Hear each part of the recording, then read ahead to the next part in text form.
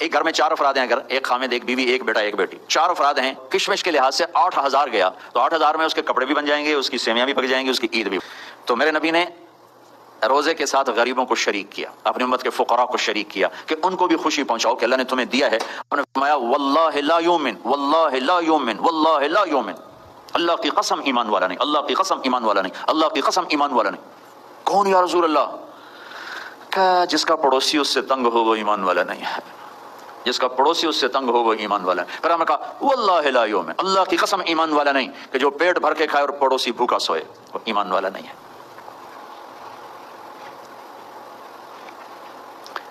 تو غریبوں کو شامل کیا۔ حضرت عبداللہ بن عمر کے گھر میں مہینے میں 1 دن گوشت پکتا تھا، 1 دن۔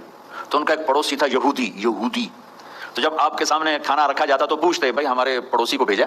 کہا جی نہیں بھیجا۔ کہ پہلے اسے بھیجو، اس کے بعد میرے سامنے رکھو۔ یہودی کے لیے پہلے کھانا جاتا تھا، پھر حضرت عبداللہ بن عمر کھاتے تھے۔